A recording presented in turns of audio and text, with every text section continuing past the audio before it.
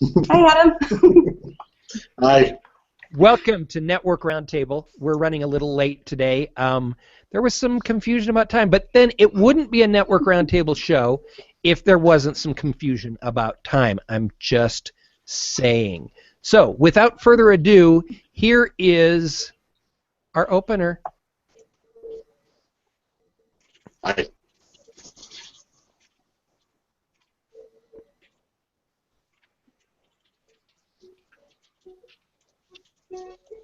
Welcome to the Micro HOA that's not afraid to act like a 3-year-old and ask why. That's right, it's time for Who Are You? This week, our +1 superhero and our +1 sidekick are going to get prodded. They divulge their inner secrets.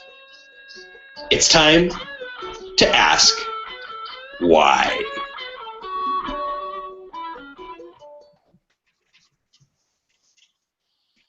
All right. Welcome again to Network Roundtable, the Who Are You show. I'm Dennis Deuce. My co-host in this show every week is the smiling Kristen Drysdale. And this week, our +1 superhero is Adam. And our +1 sidekick is Adam. That's right. Adam, do you want to explain why we're doing it that way? This was your request, man.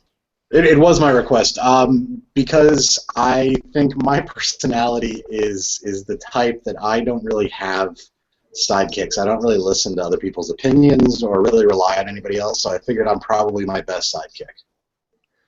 All right. So, yeah, I was kind of told. Kristen reaches back to me and says, hey, we've got a guest, but he wants to be both sidekick and superhero. And, hey, I'm always up for something new, so here we are. But this does mean a little more work for you. Adam and I were talking in the green room, and Adam's going to have to answer the question 6 times. 3 times as the superhero and 3 times as the sidekick. And just for clarification, Adam will be superhero and sidekick this week on Friday's show, but we also are still going to open it up to the audience. So if you want to be in the conversation live on camera on Friday, it will be open to other people because we're going to go big roundtable for the end of the first half of the season. Well, what time does the show actually start on Friday? Just want to make sure I get the right time now, you know. We have no idea. Whenever we get... No. What time do you want to start it? what works for you? Yeah, there you go. Whatever time you want to... No, 11:02 would be the normal time for you. Okay. All right. So, yep, Friday at 11:02. All right. So, here we go with our first question. Adam, who are you? I am a comedian. Why? Because I love the sensation of making people laugh when I'm standing on stage and off stage. Why? Because there's something really magical about laughter. Really, people generally, they forget about their troubles. They tend to walk away with a lighter step, and being a part of that is something pretty tremendous. Why?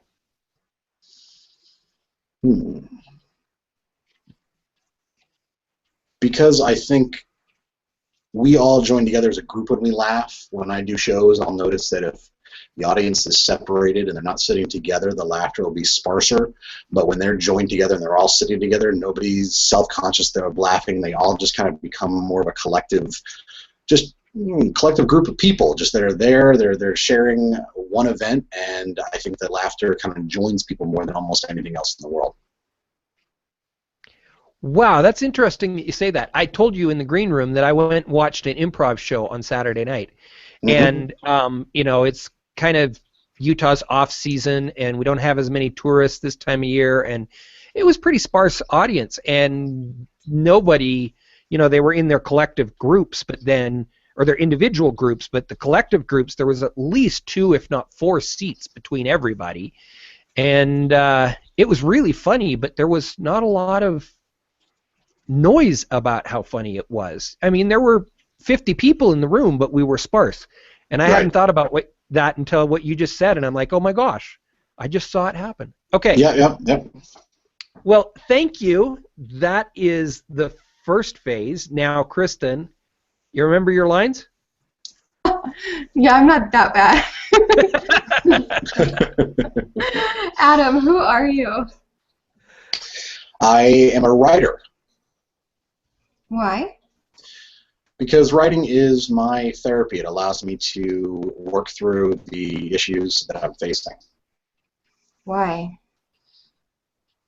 Because I don't trust anybody else to really understand how my brain works except me. I feel like we could stop there, but I'm going to go for one more and ask why. Because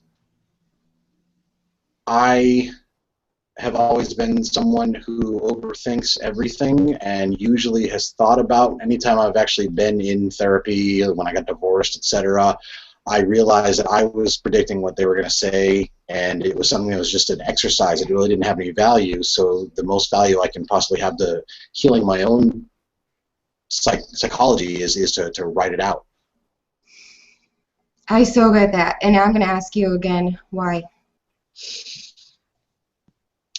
Because everything gets smaller once it's in black and white. Everything that feels too overwhelming, everything that feels like it's going to really kind of drown you, really becomes manageable and something that you can handle once you get it on paper. And once you have a slew of readers tell you that they've had the same experiences or show their support just from reading what you're actually pouring out on the page. I sense a trend here, like from going from like bigger pieces to smaller. And so it kind of brings to mind simplification. Does that resonate with you at all? Brings what? Like you're like simplifying the process, it seems like. Yeah, I mean, I guess that could be. I mean, when my writing style is very edited down, and I think a lot of it is just trying to boil it down to the easiest way to say something without going into, like, you don't need to add all these extra flowy adjectives sometimes to get your words to have meaning. Amen. Thank you. Mm-hmm. Okay, here we go. Round 3, and this is the last one for this week's superhero. Okay. Adam, who are you? I am a small business owner. Why? Because I do not do well working for someone else, and I typically have to be the one in charge. I can relate. Why? Because I generally feel like I always know what's right, and I will admit when I'm wrong, but it's usually something that someone has to prove to me in pretty literal terms before I'm going to admit that I made the wrong choice. I tend to have a pretty good sense of the right path to take when it comes to business and just work in general. Yes, and then you have to sit there and watch the company you're working for making decisions that's going to hurt it. And you're like, stop being stupid. Anyway, sorry. Yeah, I digress. It's terrible. It's terrible, yeah. Why? Ooh,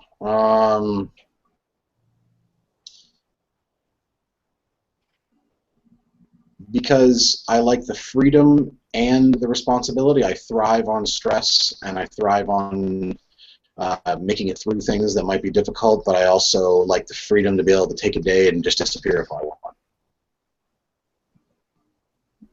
You have to do it, Dennis. You have to do it. I'll do it. Why? You want another why? Okay. Kristen is pulling in the why Trump card. Here you go, Adam. Because there's definitely something, once again, it almost boils down to unburdening oneself again. If you are stuck at someone else's behest, you don't have that ability to sometimes take a break when your body and your mind knows you need a break. And when you live and work for yourself, you can say, I need to go back to bed, and you can do it. Thank you. And Dennis, you know this is going to be funny, and look at this. I haven't been funny yet, and I apologize. Yeah, you know, I'm really bummed. So I know. since our superhero is not funny, it's now time to talk to our sidekick, All right. Adam. And hopefully our sidekick will be more humorous than our awfully serious, lawyerly-like superhero. I don't know if it's literally like, I just, comedians tend to be kind of a little more serious sometimes than you expect. I think it's like when they're not on stage. Yeah. Wait, you're not on stage? No. I'm not getting paid for it. That's why. That's how you know. Exactly. No pro bono. Again, back to the lawyerly thing, no pro bono comedy. All right, so let's have Kristen ask first and last series for our sidekick this week. Kristen? Okay. Adam, who are you? I am a narcissist. Yay. Okay, why? Yay. Because I am my biggest fan and also my biggest detractor. Why? Because I want to see myself do great things, and I find that I'm best off putting my trust in myself to do it.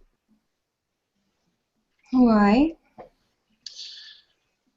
Because I was the first child of a family, so that adds an immediate narcissism, attention whore type personality, and I've found just throughout the years that I've always been that person who's the focus of attention and the one who has to make it about him when he wants to be. Not always, but when he wants it to be. I wonder if like the same thing is the last child known to be a narcissist as well? I think the last child, in my opinion at least, tends to be kind of the one who can kind of squeak by a lot of times, like maybe relies on people to take care of them a little bit more. And it's a generalization, but that's what I've seen. Maybe because there were so many years between my other siblings and myself, I kind of fit both. Yeah, that could be actually. All right. Go, Are you Dennis. done? Okay. Adam, who are you? I am a romantic. Well, I didn't even get the camera clicked over to you before you were done answering. Oh, would Why? you? I'm a planner too, by the way. You said why already? Because I believe in happy endings. Why? Because I've seen my parents stay together their entire marriage and love each other, and I've seen what being with someone who really supports you and is a part of you, what that can do for you. Why? Because I'd rather think about that and have that be, I'd rather be romantic and be optimistic about things than be cynical and close off myself to the potential of something that could be out there that would be happier and greater. One more time. Why? Because I see a lot of people who are so pessimistic about the world that they would rather not trust people, whereas I would rather take the time and let everyone in and trust everyone and have them prove me otherwise. Thank you. Okay, now if I don't get the answer that I want out of you, I'm going to keep asking, who are you? Uh-oh. Just kidding. Okay, who are you, Adam? I am a truth teller. Why? Because, this might be a slightly long one, because I was in a marriage where I was not honest, that I would go out of my way to lie to my wife to make sure she was happy because I was so terrified of making her unhappy. And my marriage ended poorly as a result, and it made me realize that I would much rather than put on a facade of any type, I'd much rather always tell the truth and just be honest with myself and with others. Why? Because I think if we could all be like this, if we could all know that the person you're saying, what the person you're talking to is actually going to tell the truth, that we wouldn't have to second guess, we wouldn't have to decide if that 30 seconds of extra silence means they're upset, we wouldn't have to doubt ourselves, and we would be a better place. Why? Because at that point we could just always be honest with people. You wouldn't you wouldn't have a lot of these negative motivations that people have to take some of these actions that they think is somehow going to benefit them because they just can't trust the world. I would rather, when it comes time to trust again, and a little bit of it is about exposing myself figuratively and literally as I am on the internet, naked half the time anyways, because I think that's all about just bearing your soul and everything. Thank you. I got the answer I wanted. I just wanted something about nakedness in there. I kind of guessed that. That was a guess. that was where you're going, yes. Because I'm also an exhibitionist as well, yes. But in all senses of the term. And I just want to point out, go check Adam's profile out, because Adam's naked on his profile. Is it my little cartoon character that I am, or is it... Yeah, your cartoon character is completely in the buff. Oh, yeah. Which is kind of funny. There's a blogging conference that I was, I'm a part of the planning committee here in Florida, and they want us to send out little blogging tips, and I have a picture of myself where I'm completely just naked in the mirror, just barely covering myself, and I say, blogging is about exposing yourself figuratively and sometimes literally, and that was about just how to blog is sometimes just bearing everything, because I have no shame. So yeah, Kristen, since we've been friends on Facebook, it hasn't been your birthday yet, so you haven't gotten to enjoy one of my birthday cards, but you enjoy it. So just be aware. All right. And on that note, I'm not sure that I'm going to be your friend on Facebook.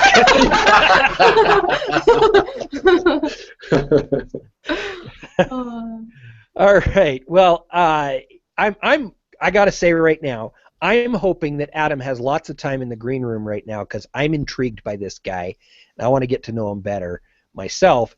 And you need to come Friday to join us for Respectfulness. Yes, this week's Network Roundtable is brought to you by the letter R and the word Respectfulness. We'll see you all Friday, 9:02 Mountain Standard Time, for Network Roundtable, while we talk about respectfulness with Adam. Thanks for watching.